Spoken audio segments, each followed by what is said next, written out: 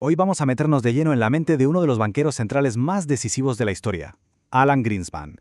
Queremos descifrar su gran legado intelectual, un marco de trabajo que, en su momento, fue revolucionario para gestionar la economía. Y lo haremos a partir de sus propias reflexiones de 2004, para entender cómo la Reserva Federal aprendió a navegar, a pilotar, en medio de la niebla de la incertidumbre. Y todo, absolutamente todo, empieza con esta pregunta. La pregunta del millón para cualquier responsable de política monetaria. Pensemos un segundo. En un sistema tan complejo, tan dinámico, ¿cómo se toman decisiones hoy si sus efectos, por los retardos de la política monetaria, no se van a ver del todo hasta dentro de meses o incluso años? Este es, ni más ni menos, el dilema fundamental que Greenspan se propuso resolver. Y claro, nadie lo expresó mejor que el propio Greenspan. Esta cita es la clave de todo, porque pone la incertidumbre no como un problema que hay que eliminar, sino como el terreno de juego. Es la condición fundamental con la que hay que trabajar. No es un error en el modelo, es la realidad. Y aquí es donde la cosa se pone, fascinante. Greenspan nos obliga a hacer una distinción crucial. No toda la incertidumbre es igual. Por un lado está el riesgo, que es lo que los economistas podemos medir, modelizar, como la probabilidad de que salga cara o cruz.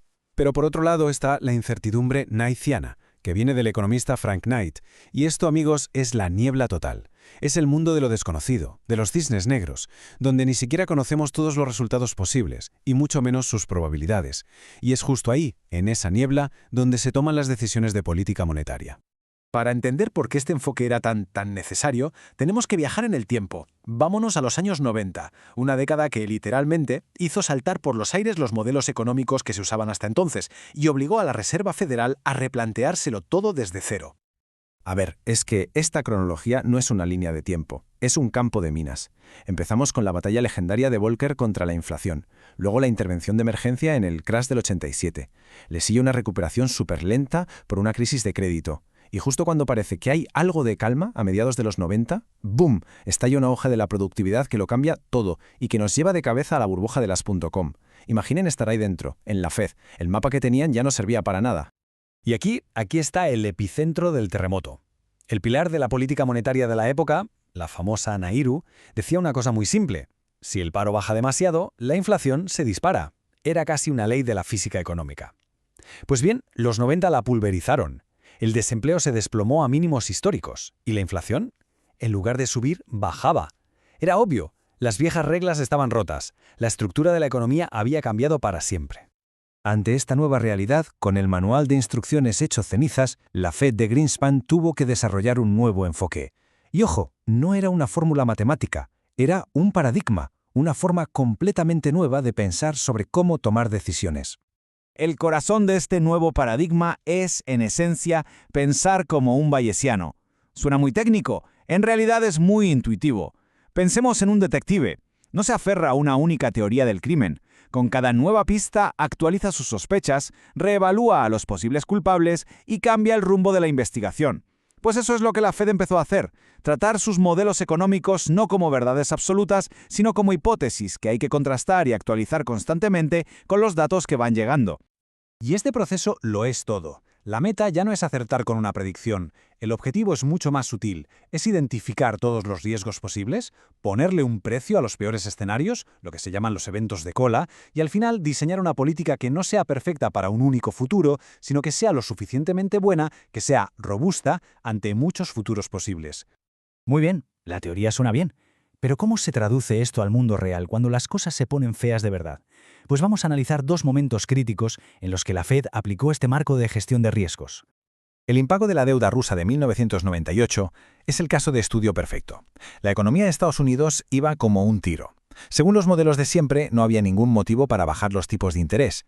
Pero en la Fed vieron algo más.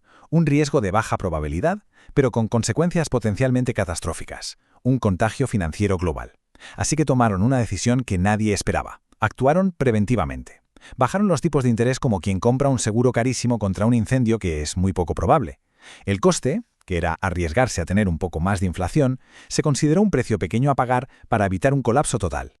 Y esto nos lleva directamente al segundo gran reto, el que iba a definir el final de la década, la gigantesca burbuja bursátil de las .com. Las valoraciones se dispararon a niveles que no tenían ningún sentido, creando un riesgo de un tipo completamente diferente. Y aquí llegamos a una de las preguntas más endiabladas, más debatidas de la banca central moderna, una que sigue totalmente vigente hoy. Si un banco central cree que está viendo una burbuja, tiene el deber, o siquiera el derecho, de intentar pincharla, aun sabiendo que al hacerlo podría provocar una recesión. La Fed estaba en una encrucijada. Opción A, subir los tipos a lo bestia, para pinchar la burbuja. El problema, como explica Greenspan, es que los tipos de interés son como un mazo, no un bisturí.